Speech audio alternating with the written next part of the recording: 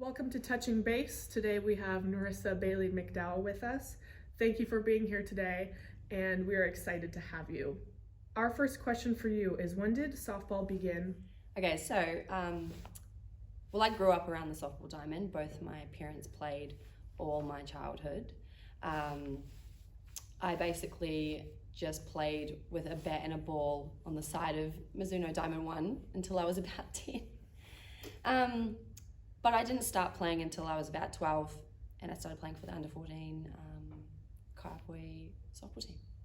And so that's when I started. And the reason behind that was I was starting high school at Canterbury High, and my dad said, do you want to play for Canterbury or do you want to play for another team that your friends are in? And I was like, well, I'm going to start high school in Canterbury, so I may as well join the Canterbury team and see if I can meet some people. And I'm pretty sure, because you told me that story of your dad wanting to make sure you guys have a premier team to play with. And I think that's literally how Kai Poi Premier Team started, because Nerissa was like, yep, I want to play for Kai Poi, and he said, yep, let's do it. Pretty much.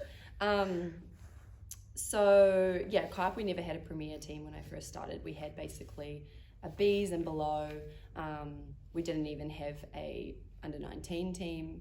I think there was just basically the 15s when I started. But obviously, I wanted to play, and I wanted to play at a higher level than what there was available. So I started playing for other clubs.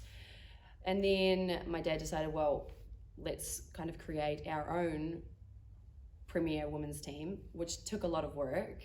You can't just kind of pull out a team out of nowhere, especially when you don't even have the base there. So it took a few years for us to develop the younger girls into the quality ball players that they are, to be able to compete at a premier level. So we started with a Bs team and had to work our way up. So we had to win that comp by a lot, basically, to prove to Canterbury Softball that we were good enough to be in the premier comp. Which happened. We ended up smashing everyone in the Bs, and CSA brought us into the Premier Comp, which was such an awesome experience to be able to play against a whole nother caliber of players. We actually lost almost every single game that season when we got moved up, but within a couple of years we were in the Premier Finals. So yeah. So how old were you when you realized you might be good enough to represent your country? I think my dad probably realized before I did. I always played because I just enjoyed the game and I loved the social aspect and playing with my friends. My dad, it was always in the back of my dad's mind when he was coaching us that, okay, well, if you want to make this team, if you want to make, the under 18s junior White Sox, or if you want to make the White Sox one day, we need to put in the work. So he would push us really, really hard. Especially myself and my sisters, he would always go a little bit harder, hit the ball a little bit harder to us during trainings. But yeah, so once he started putting that in our heads, I guess, a little, I was like, maybe we can do this. And yeah. And then when did it click that you wanted it?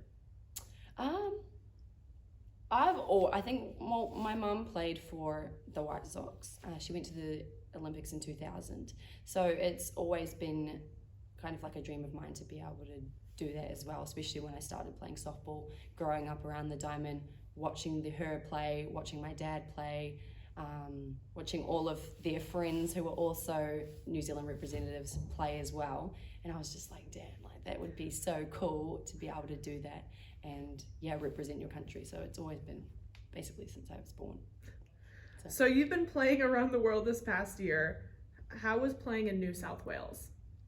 Yeah, it was amazing. They play an entirely different level of ball over there.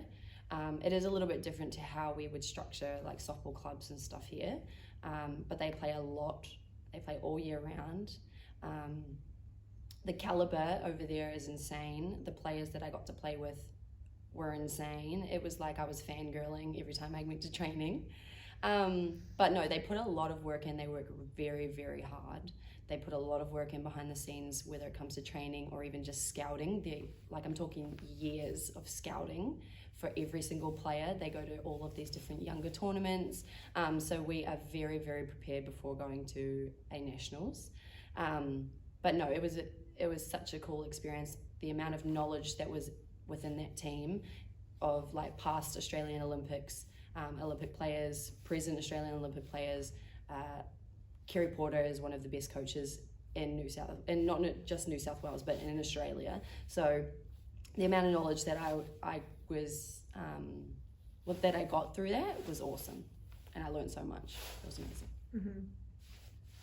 Since you've been playing around, and at this point you've played on a couple different teams in Australia, what is some advice you'd give to players joining a new team, either at the club level or coming together for a rep tournament? Yeah, I would say just give 110%. Like, get in there, do the reps, be humble about it, do the background stuff, like do your own thing in your own time, and just want to be there, I think, is the main thing. Like, show your team that you actually want to be there and you enjoy playing. And yeah, that's probably just it. So you've been gone a year now. What have you missed most about home? My family, 100,000%. I'm so close with my little sisters. We obviously play together. My dad coaches us. We're definitely a huge softball family. So it's been really difficult for me to be apart from them for so long. But obviously technology makes it a little bit easier. So we talk a lot, almost every day. But yeah, being apart from my family.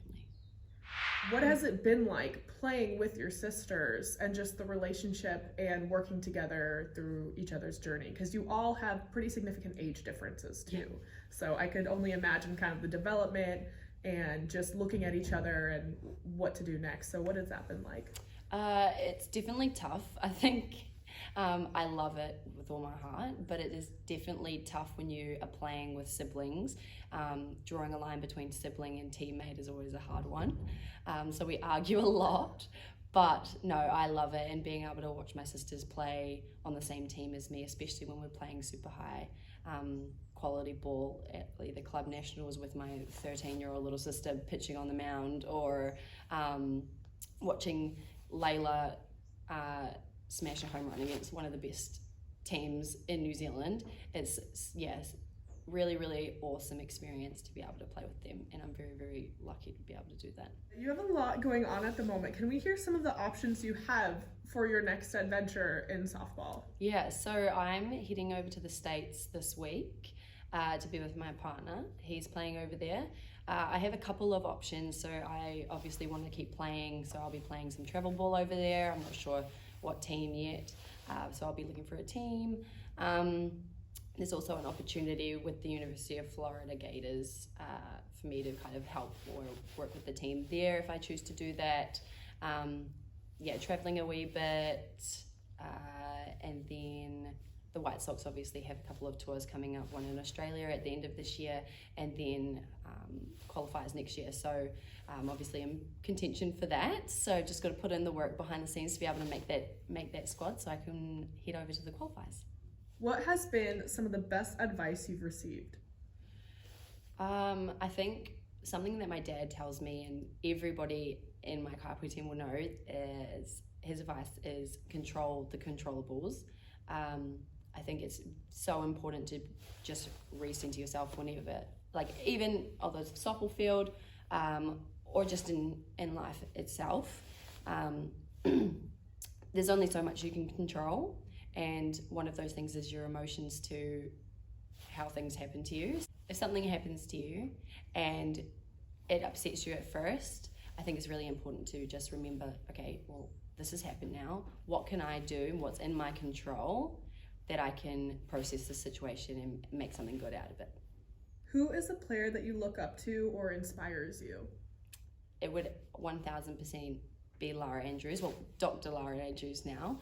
I think just the effort she puts in behind the scenes for her softball career, and also being able to watch her grow up. Literally, she's played since she was a little girl, playing against her the last few years, playing with her in the White Sox team, and the knowledge she brings to the game, and also being able to watch her get to her PhD while being able to compete at an extremely high level has been such an inspiration. When life or softball can feel overwhelming, what are some things you do to handle it? I think it's important to firstly just take a breath and take it all in, and then secondly kind of reframe your mindset and turn it into a positive. Okay, this has happened. What can I do to overcome this? Is definitely like the thoughts that go through my head when something happens. So either if it's an error or